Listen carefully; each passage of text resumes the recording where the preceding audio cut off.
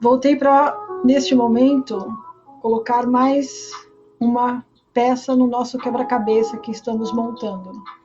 E essa peça é uma peça fundamental. Eu vou contar a minha história e você vai entender o valor dessa peça do quebra-cabeça. Eu, num determinado momento da minha vida, eu estava no Parque de Ibirapuera. Estava muito frio aquela tarde, mas um frio que, nossa, eu nunca tinha visto em São Paulo. Muito frio. Estava eu e um menino de 18 anos, que é um caso que havia sido passado para mim por uma colega. Um outro dia eu conto a história desse menino que tinha 18 anos e o caso dele. Por hora, o que você precisa saber é que ele era muito bem treinado. Ele tinha um treinamento e adquirido umas técnicas, né, uma arte que em toda a minha trajetória de arte marcial eu não tinha experienciado nos meus contatos de luta corpo a corpo. Tá? Então esse menino, ele tinha uma arte muito, mas muito, não é diferente, mas rara de se encontrar. E aí nós estávamos naquele dia no Parque do Ibirapuera e fomos fazer um treinamento corpo a corpo. Aí ele me deu um golpe que no judô é conhecido como shibarai, que é a varredura. Aí ele me deu aquele golpe, tá. E eu peguei, me soltei para poder girar e cair. Só que quando eu estava girando, o meu joelho direito deu um estouro, mas um estouro que o menino ouviu e ficou assustado. À medida que eu caí no chão, a dor no joelho era tão grande que não dava nem para olhar para o joelho. E ele, ouvindo aquele estouro todo, ele ficou assustado e se aproximou para ver o que tinha acontecido. Eu pedi para ele não colocar a mão. Então, como ele era reikiano nível 2, imediatamente ele pegou, independente do que podia ter acontecido, ele imediatamente fez um reiki no meu joelho. E eu fiquei lá imóvel até a dor ceder a um nível tolerável para eu poder fazer uma avaliação do joelho, dessa articulação tão importante, para ver o que exatamente podia ter acontecido, porque o estouro foi muito grande, muito alto. Aí, à medida que a dor cedeu, eu comecei a fazer os movimentos, né, morrendo de medo e super preocupada, e comecei a mover a perna, e aí eu vi que não havia acontecido absolutamente nada na articulação. A articulação, ela estava com todos os movimentos. Mas fez um edema enorme na articulação. O joelho ficou uma pipa. Aí eu peguei e fui no ortopedista. Aí o ortopedista olhou, escutou a história, ele falou, vamos passar por uma ressonância magnética. Falei, meu plano de saúde não cobre ressonância magnética. Ele falou, então vamos direto para a cirurgia porque você fraturou um menisco. O quê? Fraturei o quê? O menisco? Ele, você fraturou o menisco, agora, então, se não pode fazer uma ressonância magnética, que seria mais um procedimento investigativo de confirmação, tá? Então, vamos direto para a cirurgia. Eu falei, é mesmo? Tá. Aí, quando chegou a noite, tinha aula com o filho do grão-mestre Wang Techen, que é o mestre Wang Yongjun. E aí eu cheguei, conversei com ele e contei a história para ele, ele examinou o meu joelho, ele falou, você não tem nada no joelho. Seu joelho tá bom. Cara, eu encerrei a história, não discuti mais. Mas fato é que estava com um edema enorme e o joelho estava muito sensível ao movimento, a tudo, porque era um edema muito grande, a pressão era muito grande.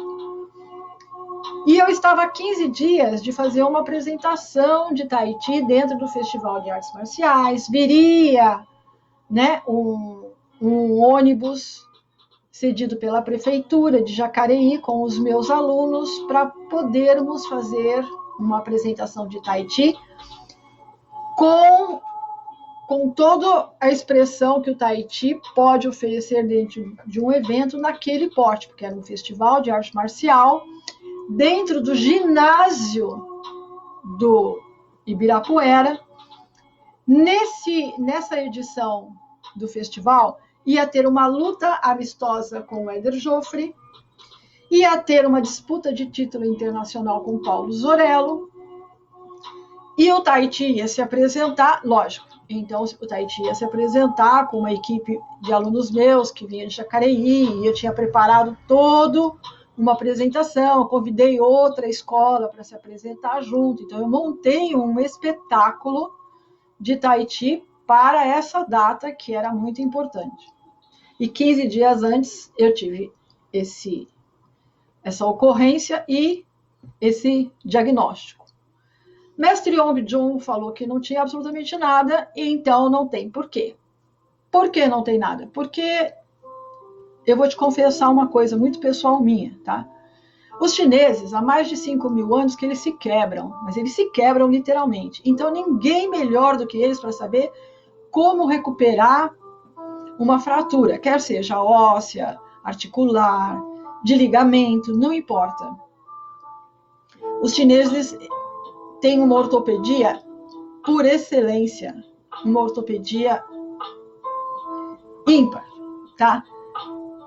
Uma outra hora eu falo sobre a ortopedia chinesa. Por hora, eu confio muito nos diagnósticos dos médicos que são mestres tradicionais, como é o caso do grão-mestre Wang Zhechen e o filho dele, que é mestre Wang Yongjun. Eles são mestres de linhagem, eles são mestres tradicionais, que é paralelo à medicina tradicional chinesa científica, que são médicos formados por universidade. Então, o que há, né, que difere um do outro é que os médicos são médicos e os mestres, eles são treinados na arte. E aí começa a entrar a parte que realmente nos interessa.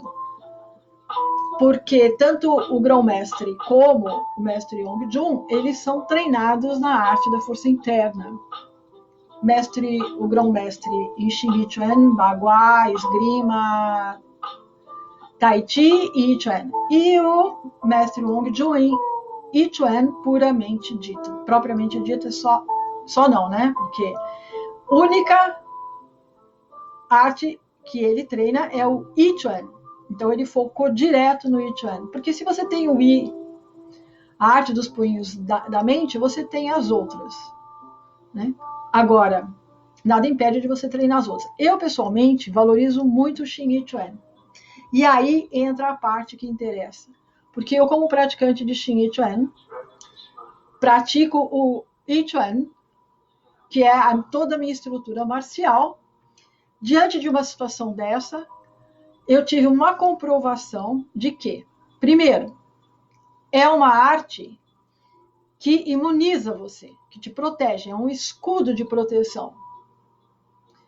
Aí você vai dizer, mas Velzi, você tem tudo isso e teve esse derrame articular. Esse derrame articular, ele veio de um processo meu, que a arte estava negociando, tá? Porque quando eu comecei a treinar arte com o grão-mestre Wang Zhechen, eu estava muito ruim.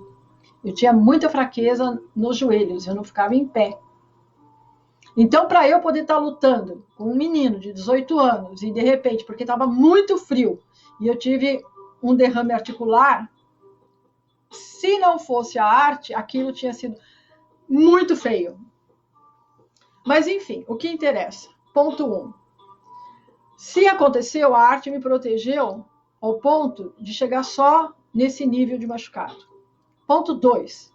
Em nenhum momento, mesmo com um diagnóstico desse, de estar com fratura de menisco, eu parei de treinar. Isso é fundamental, porque enquanto se fosse qualquer, não no sentido de qualquer, mas se fosse outra modalidade marcial, eu teria que ter dado um tempo em repouso para poder retornar. Eu estava a 15 dias da apresentação.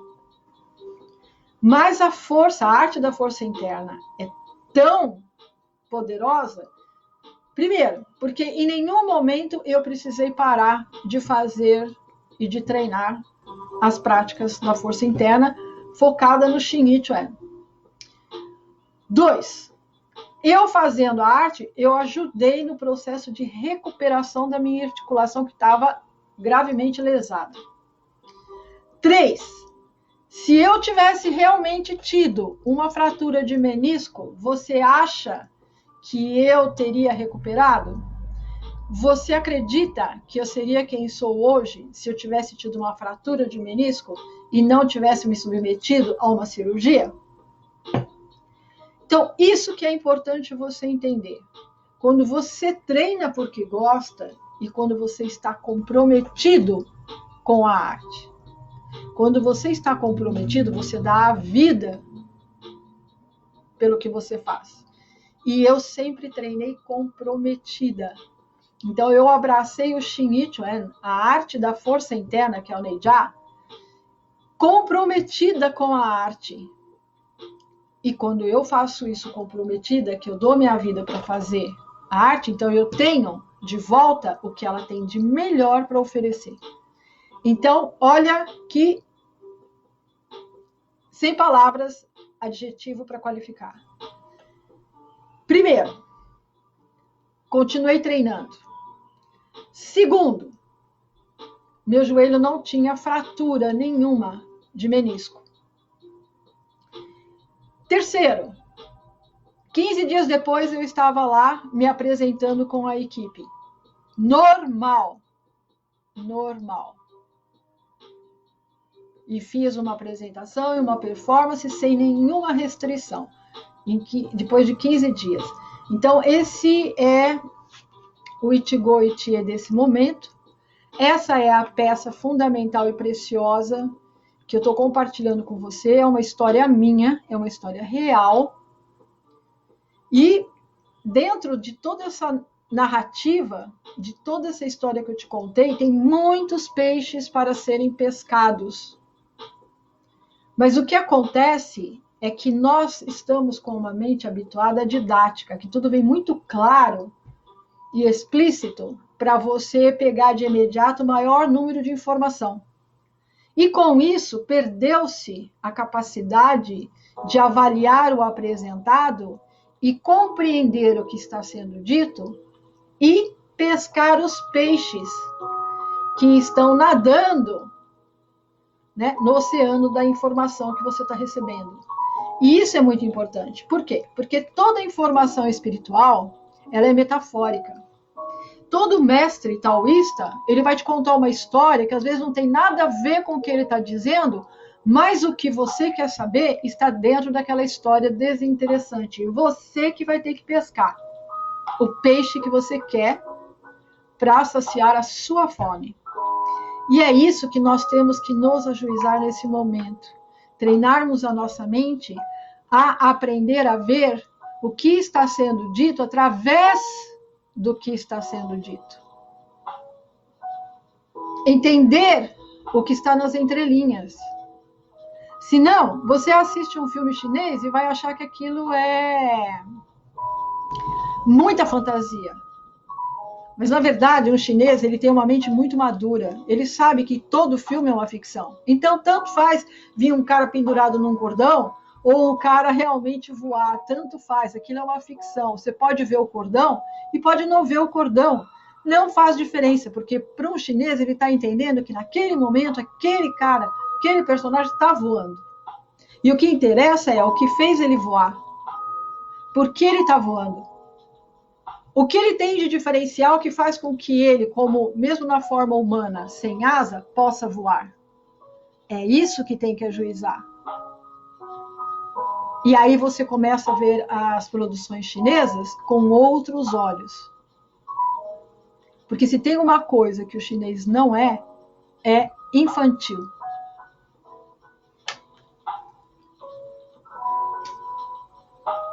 Matanê.